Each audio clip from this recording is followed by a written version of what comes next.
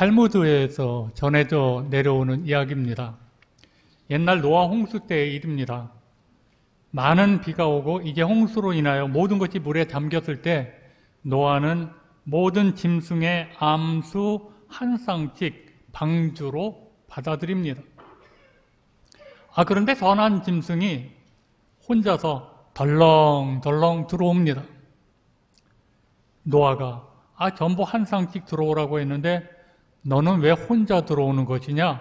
라고 했습니다. 그리고 그를 받아들이지 않았습니다. 할 수 없이 선은 자기 짝이 될 것을 찾아 돌아다니다가 못 찾고는 악을 데리고 왔습니다. 그랬더니 노아는 선과 악, 이 한 쌍을 받아들였습니다. 그래서 그 이후로 이 세상에는 선과 악이 공존한다는 것, 그렇게 그들은 말하고 있습니다. 아마도 이스라엘 사람들이 왜 세상에 악이 있을까? 왜 선과 악이 함께 있을까? 아주 머리 아프게 생각을 한 것 같습니다. 그래서 이런 이야기가 나온 것이죠. 여러분, 이유는 묻지 맙시다. 분명한 것은 선과 악이 함께 있다는 것입니다.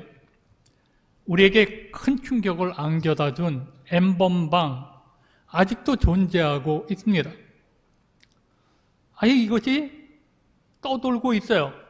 N번방, 이를 모방한 박사방을 낳았고, 이외에도 모방 범죄를 일으키고 더 발전하는 것처럼 느껴집니다.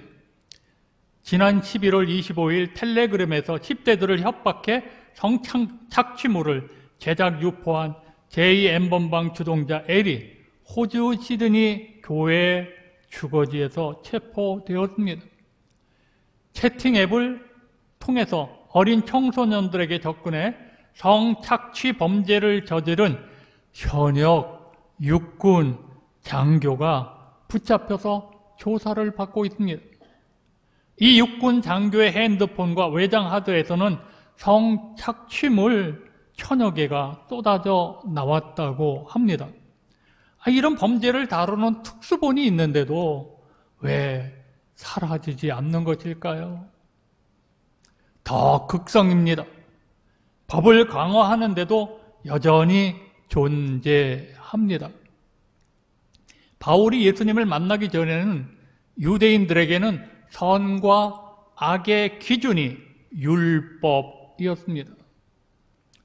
유대교는 율법 종교라 할 정도로 율법을 삶의 절대적인 기준으로 알고 기준으로 삼았습니다. 율법을 잘 지키면 그가 선을 행한 것이고 율법을 잘 지키지 못하면 악을 행한 것으로 단정을 했습니다. 바울은 바리새파에 속해 있기 때문에 이 율법에는 아주 열정적이었습니다. 그런데 율법을 지키는 것만으로 바울의 영혼이 평안하지가 않았습니다. 율법을 지키면 지킬수록 자신에게 절망감이 늘어났습니다. 이게 무슨 의미일까요? 지금 우리에게는 선과 악의 기준이 뭔가요? 실정법입니다. 법, 헌법. 법을 잘 지키면 선하게 사는 것이고 법을 잘 지키지 못하면 악하게 사는 것입니다. 세금을 꼬박꼬박 잘 내면 선한 사람이고 세금을 제대로 내지 않는 사람 또는 일부를 내지 않고 탈세를 하면은 악을 행한 사람입니다. 이처럼 법 안에서 사회가 운영되는 것을 법치라고 합니다. 법치국가. 법치가 잘 되는 나라를 일반적으로 우리는 선진국이라고 합니다. 똑같은 잘못을 했는데도 재판에 가면 어떤 변호사가 변호했느냐에 따라서 엄청 결과가 달라지는 것을 많이 봅니다. 심지어 전관예우가 법보다 더 힘이 셉니다. 법도 역시 사람이 다루는 것이기 때문에 엄정하게 선과 악을 구별해내지 못합니다. 특히 법치의 역사가 짧고 온정주의가 강한 우리나라에서는 이런 문제가 더 심각합니다. 예수 믿는 우리도 육에 속한 마음과 영에 속한 마음이 늘 내 안에서 다툽니다. 그렇다고 예수 믿는다는 우리는 늘 영에 속한 마음으로 악을 이기며 살고 있는 선한 사람인가요? 아니잖아요. 아니잖아요. 교회도 마찬가지입니다. 예수 믿는 사람 같은데 우리 안에 늘 육에 속한 사람으로 사는 분도 있을 것입니다. 예수님의 제자들이 다 선한 사람입니까? 아니잖아요. 아니잖아요. 실수도 많이 하고 배신도 하고 또 가룟 유다는 아예 예수님을 팝니다. 그렇다면 여러분, 돈이 선입니까? 필요한 악인가요? 그런데 우리 사는 모습을 보십시오. 돈이 절대적인 기준이 되었습니다. 돈이 많으면 행복하고 돈이 없으면 불행하다는 신념이 지배하고 있습니다. 돈이 선이고 돈 없는 게 악이라는 생각이죠. 그렇다면 당연히 돈이 많으면 행복해야 할 텐데 전혀 그렇지 않잖아요. 전혀 그렇지 않잖아요. 가난이 두려워서 또 불편하게 사는 것이 두려워서 돈에 집착하는 것뿐이지 돈을 통해서 행복을 얻으려고 행복하려고 돈을 소유하는 것은 아닙니다. 돈에 집중하면 할수록 거기서 더 큰 절망과 더 큰 아픔을 경험합니다. 돈 쓰는 재미가 행복이라고요? 그렇게 생각한다면 그분은 행복이 무엇인지를 모르는 사람입니다. 예수 만나기 전에 바울은 율법에 매달렸습니다. 율법을 위해서 젊음을 다 바쳤습니다. 이런 바울이 뭐라 그래요? 내가 원하는 선은 행하지 않고 내가 원하지 않는 악만 행한다고 내가 왜 이런 정도밖에 안 되는지 하면서 탄식을 합니다. 바울은 자기 안에 죄가 있다는 사실을 알았습니다. 그 죄로 인해서 자기가 아무리 노력해도 원하지 않는 악을 행한다는 것입니다. 바울은 반복해서 선을 원하는 자신에게 악이 함께한다고 고백합니다. 예수님의 법과 죄의 법이 자기 안에서 싸운다는 것입니다. 그래서 오직 예수로 사는 바울도 로마서 7장 24절에 오호라 나는 곤고한 사람이로다. 이 사망의 몸에서 누가 나를 건져내랴. 인생을 살다가 보면 여러 가지 일들을 당하게 됩니다. 좋은 일을 만나기도 하고 나쁜 일을 만나기도 합니다. 우리가 사는 이 세상은 평안보다는 고통이 많고 기쁨보다는 슬픔이 많고 즐거움보다는 괴로움이 많은 세상입니다. 살면 살수록 험하고 인생의 고비를 넘으면 더 큰 산이 나를 기다리고 있습니다. 참으로 근심된 일이 많고 죄악된 일이 많은 그런 세상입니다. 근심은 한마디로 비생산적이요 비신앙적인 것입니다. 아무리 근심을 많이 한다고 해도 더 나아지는 것은 없습니다. 아무리 염려를 많이 해도 해결되는 것은 없습니다. 마태복음 6장 27절에 너희 중에 누가 염려함으로 그 키를 한 자라도 더할 수 있겠느냐.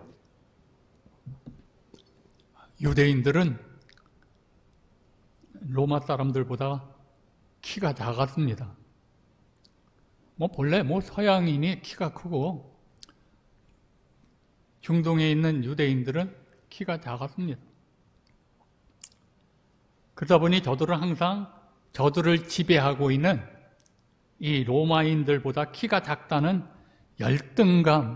열등감으로 가득했습니다. 예수님은 그런 열등감을 가진 유대인들에게 키가 작다는 것으로 인해서 근심하거나 걱정하거나 염려한다고 해서 그 키가 더 자라지 않는다는 것을 말씀하시고 있습니다. 현대 의학자들의 말을 빌려보면 고혈압, 저혈압, 신경성 관절염, 자골, 신경통, 위장병 등의 이런 질병도 70% 이상이 이런 염려와 근심을 통해서 불안과 공포 속에서 생겨나는 것이라고 합니다. 여러분, 근심과 염려는 신앙적인 하나님의 백성의 것이 아니라는 것입니다. 이런 것은 불신앙입니다. 아는데도 우리 안에 있잖아요. 아는데도 염려하잖아요. 아는데도 걱정하잖아요. 나를 창조하신 하나님, 내 삶의 모든 것을 계획하시고 나를 돌보시고 이끌어 주시는 하나님, 내 삶 속에 오셔서 나와 함께 하시며 나를 인도하시는 하나님, 이런 하나님을 믿지 못하는 불신앙으로 나타나는 현상이 바로 근심과 염려입니다. 염려의 시작은 신앙의 끝입니다.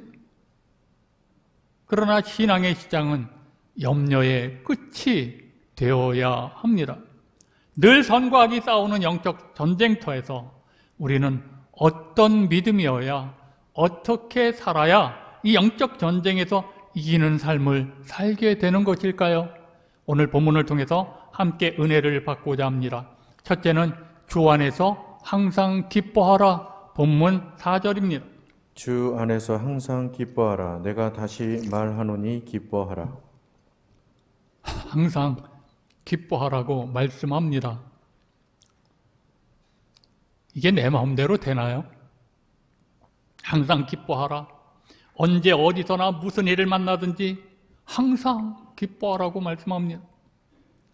그러나 항상 기뻐만 하는 것은 참으로 어렵고 불가능합니다. 불가능한 일입니다. 환경을 초월한 기쁨을 갖는 것은 매우 어려운 일입니다. 그러면 어떻게 항상 기뻐하는 것이 가능할 수 있을까요? 왼수가 눈앞에 다 있는데, 나를 미워하는 사람들이 내 앞에 다 있는데 어떻게 항상 기뻐할 수 있을까요?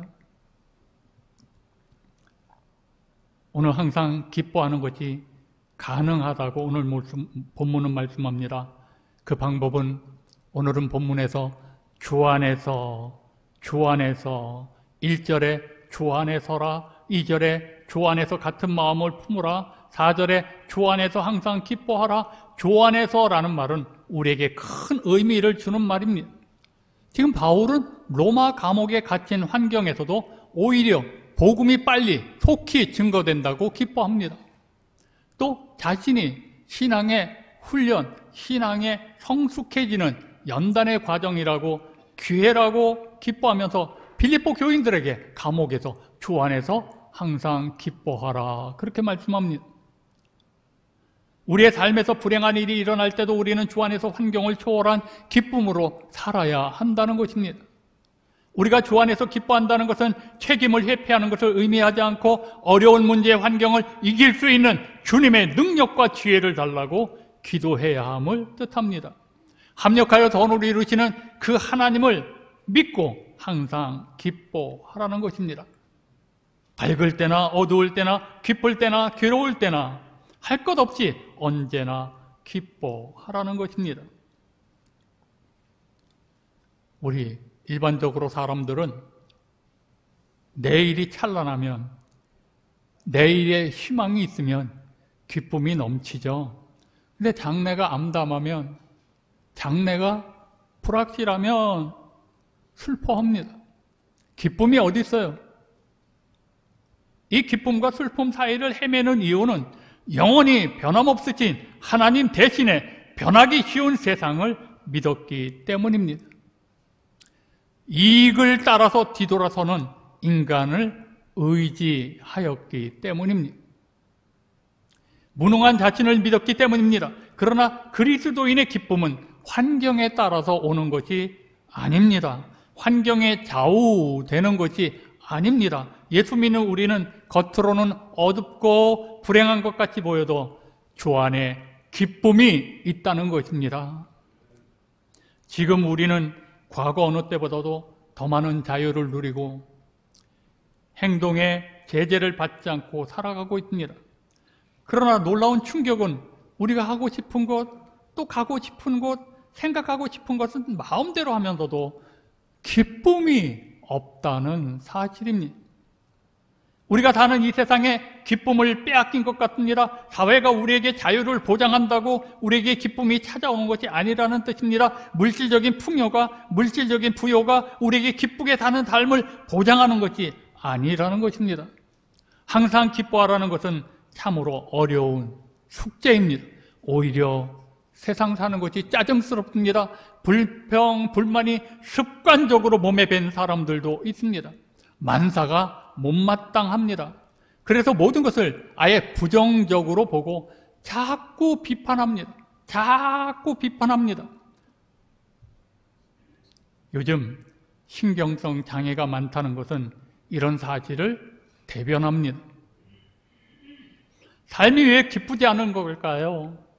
어떤 이들은 기뻐할 만한 일들이 없기 때문이라고 대답합니다. 먹고 살기 힘든데, 세상이 자기 뜻대로 돌아가지 않는데, 일리가 있는 주장입니다. 맞습니다. 통계를 보더라도 삶의 조건이 좋은 사람들은 그렇지 못한 사람들보다 행복을 더 느끼고 따라서 삶을 더 기쁘게 살아갈 수 있습니다. 이것이 우리가 습득한 세상살이의 원리입니다. 그래서 삶의 질을 높이려고 애를 써도 항상 기뻐하지 못합니다. 사도 바울이 빌립보를 로마 감옥에 갇혀서 가장 어렵고 힘든 처지에 놓여 있었을 때 글을 썼습니다. 편지를 보냈습니다. 감옥에 갇혀있는 형편에도 불구하고 항상 기뻐할 수 있었던 것은 무엇보다도 그가 감옥에 있지만, 감옥 아니지만 주 안에서, 즉 주님과 함께 있었기 때문입니다. 둘째는 주 안에서 관용하라는 것입니다. 본문 5절입니다. 너희 관용을 모든 사람에게 알게 하라. 주께서 가까우시니라. 오늘은 이 두 번째 관용에 대해서 여러분 깊이 관심을 가지십시오. 이런 설교가 몇 년 만에 한 번씩 하기 어려운 설교입니다. 관용. 여러분, 저한테도 관용이라는 말을 들어보시기가 어려웠을 것입니다. 관용이라는 말은 너그러운, 온화한 그 뜻을 담고 있습니다. 우리나라 말로는 좀 쉽게 한번 해석해 본다면 덕을 말합니다. 덕이 있다. 덕이 무엇입니까? 옳은 것보다, 정의보다, 법보다도 더 큰 것을 말할 때 사용하는 단어입니다. 물론 세상에는 옳은 것이 있습니다. 정의도 있습니다. 법도 있습니다. 그런데 만약에 옳은 것, 정의의 법대로 세상을 산다면 어떻게 되겠습니까? 삭막한 세상이 되고 말 것입니다. 세계에서 가장 넓은 영토를 점령한 사람이 누군 줄 아십니까? 몽골 제국을 세운 징기스칸입니다. 이 징기스칸이 베르테라라는 여인과 결혼을 했습니다. 징기스칸이 베르테라는 여인과 결혼을 하여 신혼을 즐기고 있을 때 메르키트 부족이 침략하여 아내를 빼앗아가 버렸습니다. 징기스칸은 아내를 빼앗기고 매일 밤 괴로움의 날을 보냈습니다. 그러다 다른 부족의 도움을 받아 메르키트 부족을 공격하여 9개월 만에 아내를 구치로 해왔습니다.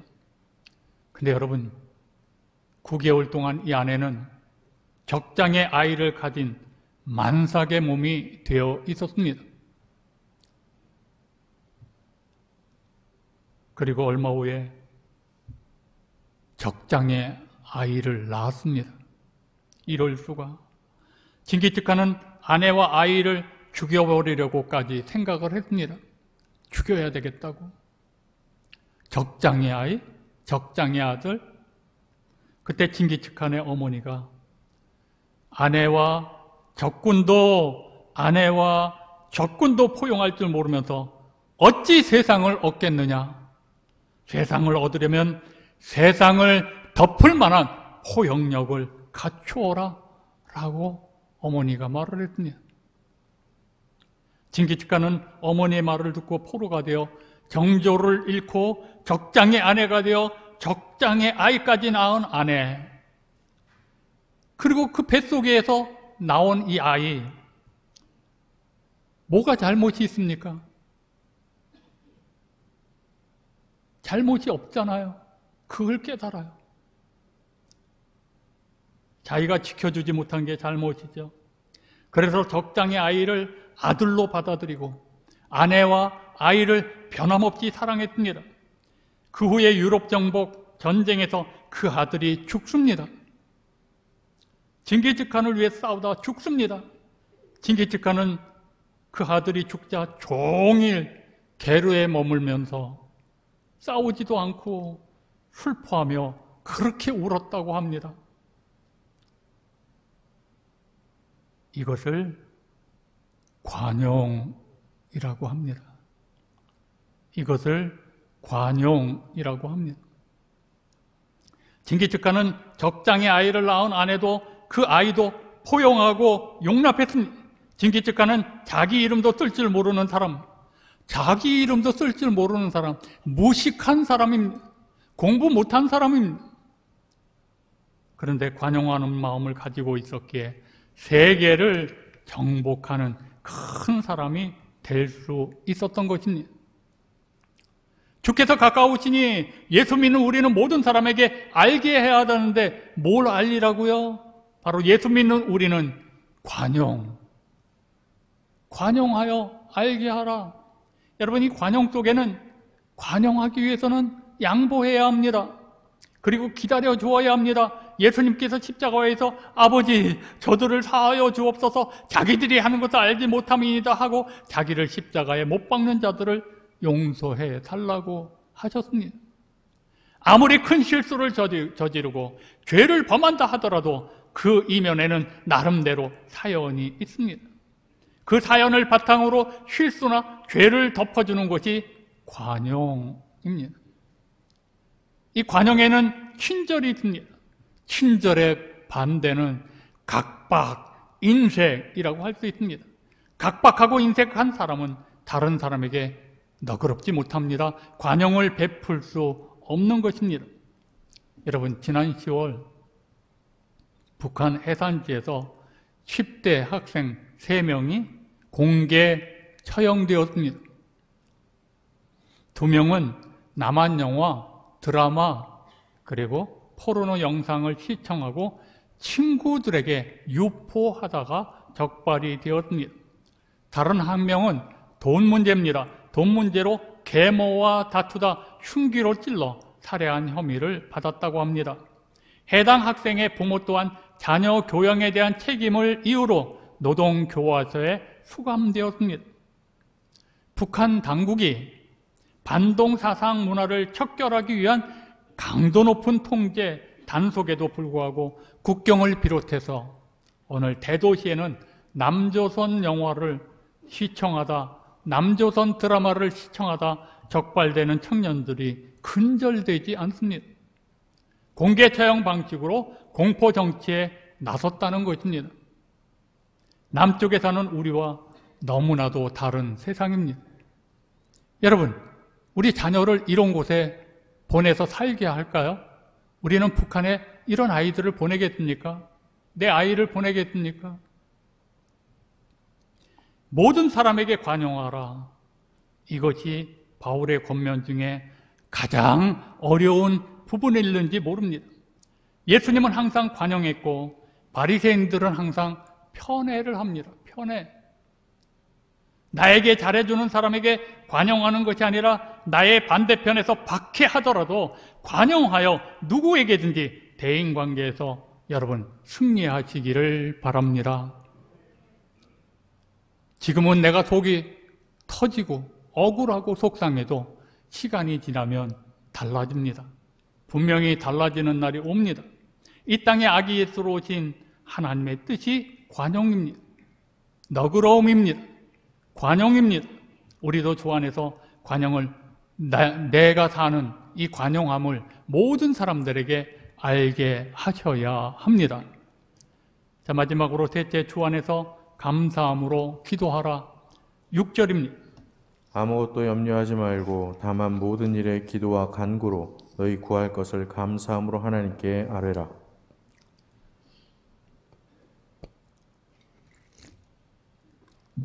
바울은 어떤 일을 만나도 믿음이 적어져서 염려하지 말고 살아계신 하나님께 간절히 기도하되 특히 감사로 기도를 드리라고 말합니다. 염려에 대한 해결책이 바로 기도하라는 것입니다. 기도함으로 염려를 중단하라는 것입니다. 나에게 어려운 일이 닥쳐도 우리는 첫째 염려하지 말아야 합니다. 둘째, 하나님께 감사함으로 아뢰어야 합니다. 기도는 모든 문제를 해결하는 열쇠입니다. 하나님의 평강을 위한 조건은 모든 일에 하나님께 감사함으로 기도하라는 것입니다. 모든 일에 하나님께 감사함으로 간구하는 사람은 염려를 떨쳐버리게 됩니다. 그리고 살아계시고 동행하시며 도움이 되어주시는 하나님을 체험하게 되는 것입니다. 30년 동안 알코올 중독에서 빠져나오지 못한 아버지가 있습니다. 이게 아버지 역할을 잘했을까요? 30년 동안 남편의 역할을 잘했을까요? 어머니는 근데 기독교인 그 남편을 위해서 30년을 기도했어요. 아들도 신앙인입니다. 아들도 아버지를 위해서 기도했습니다. 나중에는 자기 아내, 결혼한 아내까지도 힘을 모아서 기도했지만 30년 동안 아무 소용이 없었습니다. 변하지가 않아요. 이 알코올 중독자의 아들은 어느 날 하나님의 말씀을 듣다가 특별한 것을 깨우치게 됩니다. 특별한 것. 하나님의 영은 환경을 바꿔주실 것을 요구하는 것보다 하나님께 감사하면 더 충만하게 임하신다는 사실을 깨달았습니다. 아들이 그날 울면서 엄청나게 뉘우쳤습니다. 수많은 세월 동안 아버지를 위해서 그렇게 기도했지만 단 한 번도 아버지에 대해 하나님께 감사하는 기도를 하지 않았다는 것을 깨달은 것이죠. 충격을 받은 이 아들은 그 깨달음을 자기 아내와 나눕니다. 그리고 둘이 그 자리에서 회개합니다. 엎드려서 하나님께 회개합니다. 지금까지 한 번도 하지 않은 아버지에 대한 감사의 기도를 드렸습니다. 이 아버지는 집안의 왼수입니다. 술만 마시면 여러분 잘 아시잖아요. 왼수입니다. 어떻게 감사로 기도해요? 이 아들이 바른 신앙을 깨달은 것입니다. 그래서 감사의 기도를 드렸습니다. 다음 날 그날은 토요일이라 아들 부부는 부모님과 함께 늘 하던 대로 모여서 저녁 식사를 했습니다. 지금까지 아버지는 식사하자마자 일어나시는데 그날은 이상하게 자리를 떠나지 않습니다. 식사가 끝나고 차를 마실 때 아버지가 뜻밖의 질문을 합니다. 라디오에서 마약 중독자가 신앙으로 마약을 끊었다고 하는 말을 들었는데 그런 일이 정말 있을 수 있느냐고 물었습니다.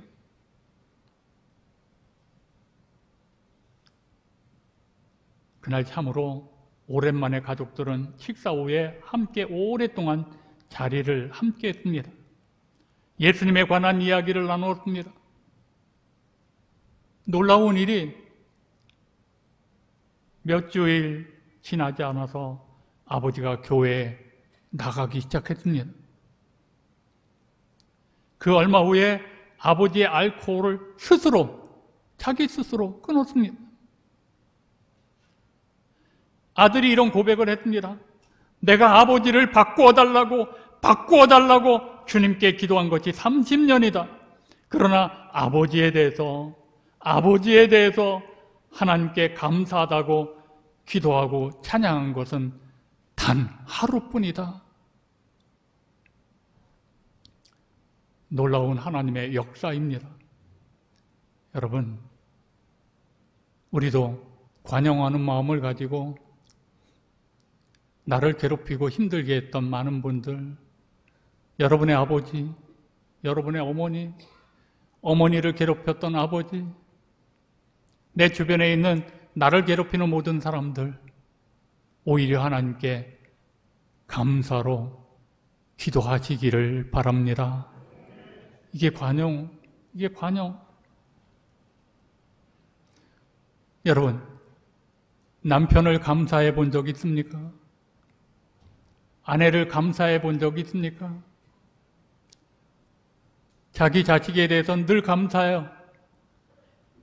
또 손자들에 대해서는 매일 감사해요. 눈만 떠도 감사해요. 나에게 고통을 가져다 주는 남편을 여러분 감사함으로 기도를 바꾸시기를 바랍니다. 저 왼수 고쳐달라고, 저 왼수 빨리 데려가달라고 그러지 마시고 하나님 앞에 감사로 기도합시다. 눈물이 나더라고요. 이 설교 준비하면서. 우리도 주 안에서 감사로 기도하셔야 합니다. 그 결과 7절입니다. 그리하면 모든 지각에 뛰어난 하나님의 평강이 그리스도 예수 안에서 너희 마음과 생각을 지키시리라. 세상이 말하는 평안과 성경이 가르치는 평강은 다릅니다. 전자는 고난의 문제가 해결되는 것이요, 후자는 죄에서 구원받은 결과입니다. 세상의 평안은 사람이 만드는 것이죠, 신앙의 평강은 하나님이 주시는 것입니다. 평강은 현대인들에게 매우 중요한 문제입니다. 우리는 지금 대림절 세 번째 주일을 보내고 있습니다. 우리가 꼭 기억해야 합니다. 주께서 가까우시다는 것입니다. 다시 오실 예수님을 뵙기 위해 사도 바울처럼 주 안에서 항상 기뻐하며 살아야 합니다. 주 안에서 모든 사람에게 관용을 알게 해야 합니다. 내가 예수 믿는다는 것을 알게 해야 합니다. 그리고 모든 일에 주 안에서 감사함으로 기도와 간구로 하나님께 아뢰어야 합니다. 그러면 성탄의 기쁨과 하나님의 위해 아기 예수로 이 땅에 오신 것을 깊이 깨닫게 됩니다. 주 안에 살려는 우리 글로리아 가족들에게 성탄의 기쁨과 성탄이 주는 하나님의 평강의 복을 평강의 복이 크게 임하셔서 우리 모두 그것을 누려야 합니다. 이 성탄의 계절에 평강의 왕으로 오신 예수 그리스도의 복이 여러분 모두에게 넘쳐나시기를 바랍니다. 우리 함께 합심해서 기도합시다. 여러분 정말 감사로 기도해 보셨나요? 나를 괴롭힌다고 아휴 저거 언제 죽나 이랬던 우리들이 아닌가요? 여러분 살아있는 것만으로도 감사해요. 저는 우리 교회 권사님들, 어르신들 이렇게 걷기도 힘든데 교회 나와서 예배를 드려요. 나 빨리 가야 되는 무슨 소리예요? 살아있는 것만으로도 감사해요.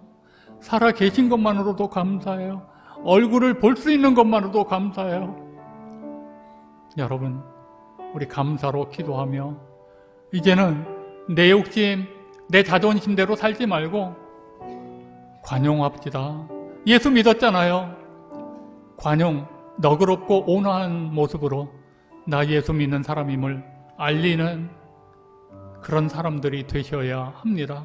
오늘 말씀을 생각하면서 오늘 우리 통성으로 함께 결단의 기도를 합니다. 주여 한번 부르짖고 기도합니다. 주여 아버지 전능하신 여호와 하나님, 오늘도 이렇게 우리들 주님 앞에 나와 아버지 이렇게 합심해서 기도합니다. 우리를 고쳐주옵소서.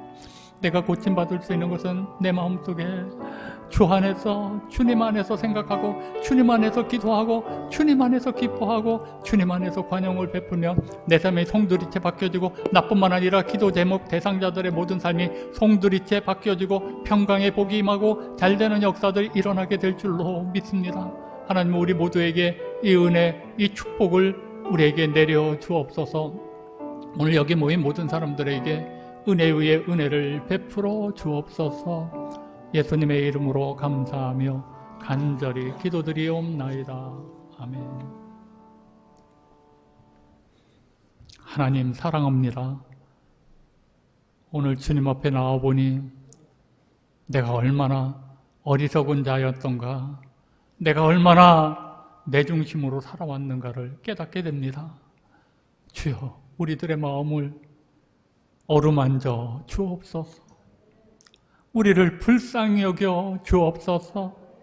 내가 사랑해야 할 사람을 원수처럼 대하면서 살았던 우리의 어리석은 신앙인의 모습, 잘못된 모습, 우리 모두 회개하고 이제는 이 성탄절에 아기 예수로 오신 예수님, 아기 예수로 오신 예수님처럼 관용을 베풀고 항상 기뻐하며 하나님이 허락하신 이 땅에서 감사로 기도하며 사는 우리 귀한 믿음의 사람들이 다 되게 하여 주옵소서.